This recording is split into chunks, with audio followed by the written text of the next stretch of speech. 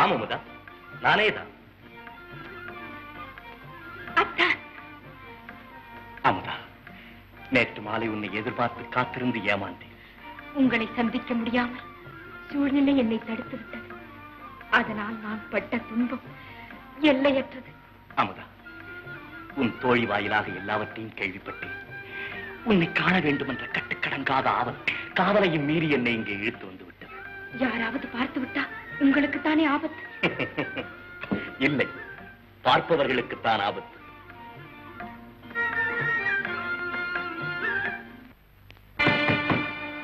யாரோ வருகிறார்கள், நீங்கள் போய்விடுங்கள். சீக்கிரம்.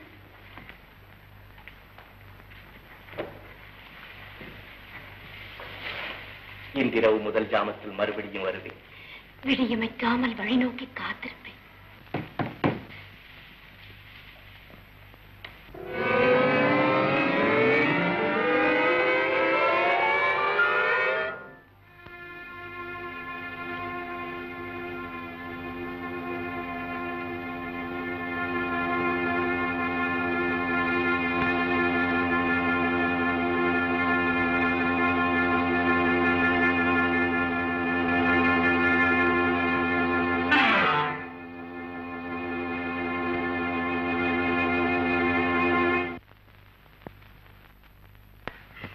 அழைத்தீர்களாமே அம்மா? ஆமா, உன் நலத்தில் அக்கறை கொண்டவள் நான். ஆகவே உன் திருமண விஷயமாக உன்னிடம் மனம் திறந்து பேசவே உன்னை அழைத்தேன். பெற்ற என் தந்தையும் பிரியமுள்ள நீங்களும் இருக்கும் போது நான் எதை சொல்ல போகிறேன்? இருப்பினும் வாழ்வை வகுத்துக் கொள்ள வேண்டிய உரிமை உன்னிடம்தானே இருக்கிறது. அமுதா, எனக்கு அடுத்த வாரிசாக உன்னைத்தான் நியமிக்க வேண்டும் என்பது என் ஆசை. புரியவில்லையே. இந்நாட்டின் எதிர்கால மகாராணி யாருக்கு இப்போது புரியாது. விளக்கமாக சொல்லுங்கள். என் மைந்தன் விக்ரமனுக்கு உன்னை திருமணம் செய்து தர சம்மதம் கொடுத்து விட்டாரா என் தந்தை? இல்லை, உன் முடிவை அறிய ஆவலோடு காத்திருக்கிறார். நீ சரி என்று தலையசைத்தால் போதும். கீர்த்தி பெற்ற சந்திரகுல வம்சம் தழைக்கும். மலர்புரியின் மக்கள் மனம் செழிக்கும். அந்தகாரம் சூழ்ந்திருக்கும் அரண்மனை உன் வருகையால் பேரொளி கொண்டு திகழும். முதிர்ந்த வயதிலே சிறந்த ஒரு கடமையை செய்து முடித்த பெருமையால் நானும் பூரித்து நிற்பேன். அமுதா, அம்மா, எனக்கு அவகாசம் தாருங்கள். சிந்தித்து முடிவு கூறுகிறேன். என்னை மன்னித்து விடை கொடுங்கள். சரி கண்ணே.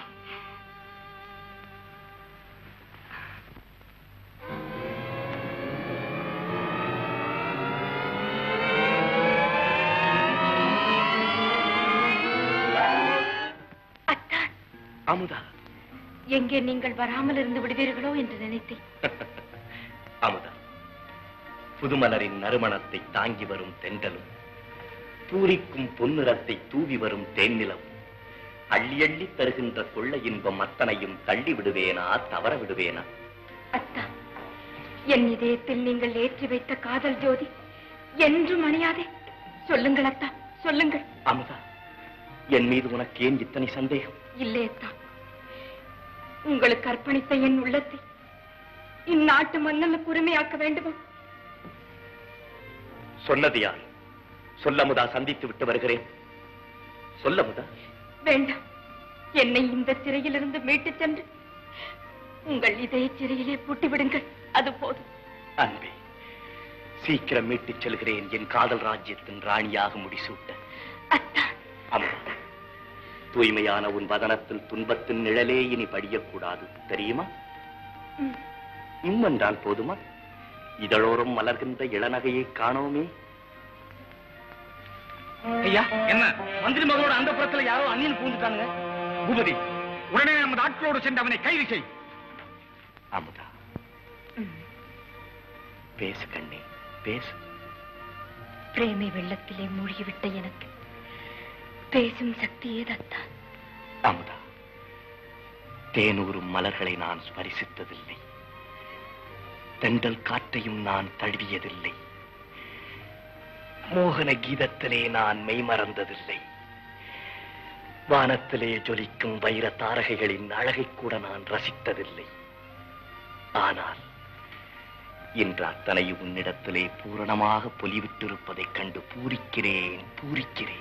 அத்தான், இந்த இரவு விடியாத இரவாக இருக்கக்கூடாதா? அமுதா, அத்தான், வாழ்கொண்டு வரவேற்கிறேன். வேண்டாம் அத்தான், நம் திட்டங்கள் யாவும் சீர்கட்டு போய்விடும். நீங்கள் போய்விடுங்கள் அத்தான். சரி.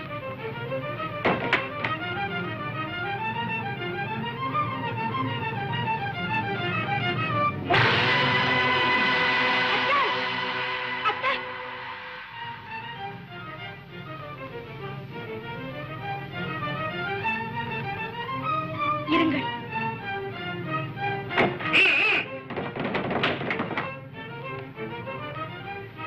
உடுத்திக் கொள்ளுங்கள். சீக்கிரம். இப்போது நீங்கள் இளவரசர். ஆமாம், அப்படியே இருக்கிறது. வித்தியாசமே தெரியவில்லை. வாருங்கள், இந்த வழியாக போய்விடுங்கள்.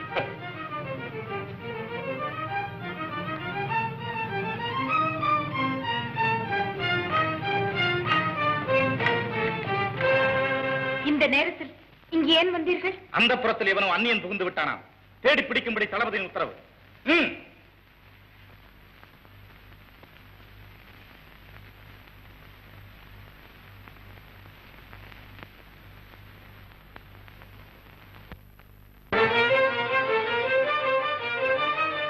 யாரது? விக்ரமா, எங்கு வந்த இந்நேரத்தில்? யாரோ திருடன். அதை கவனித்துக் கொள்ள நான் இருக்கும் போது நீ ஏன் வர வேண்டும்? போய் படுத்துக் அவனை விட்டு விடாதீர்கள், ஜாக்கிரதை. என்னிடம் இருந்து அவன் தப்ப முடியுமா?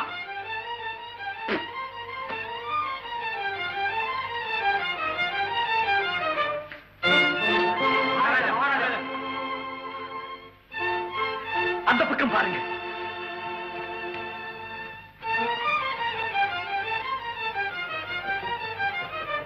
யாரது? நான் விக்ரமனா? வா மகனே. இந்த நடுநிசையில் நீ இங்கு வந்ததில் முக்கிய விசேஷம் உண்டா? அந்த புறத்தில் யாரோ கள்வன் புகுந்து விட்டதாக செய்தி கிடைத்தது. ஆட்களை அனுப்பி அவனை தேடும்படி சொல்லிவிட்டு உங்களையும் எச்சரித்து போக வந்தேன். நான் வருகிறேன். விக்ரமா. அம்மா. கண்ணே, உன்னிடம் மனம் விட்டு பேச நான் ஆவல் கொண்டிருக்கிறேன். உனக்கு தடையொன்றும் இருக்காதே? வா.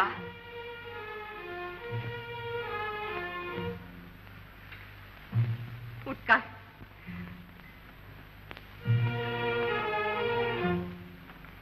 கண்ணே, நீ புவிக்கு மன்னனானாலும் எனக்கு மகன்தானே.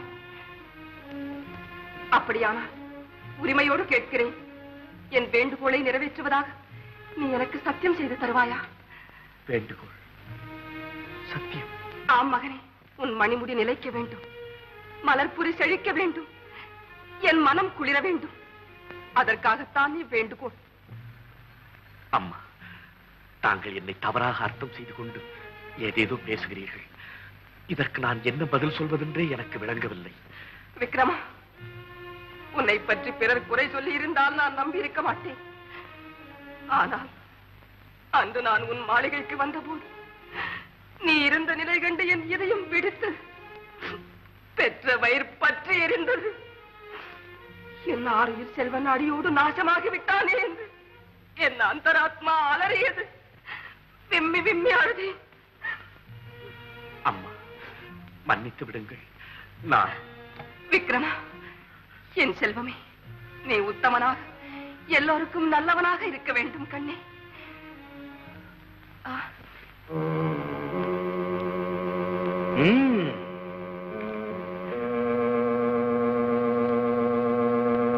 யாரது? விக்ரமன் தாயே,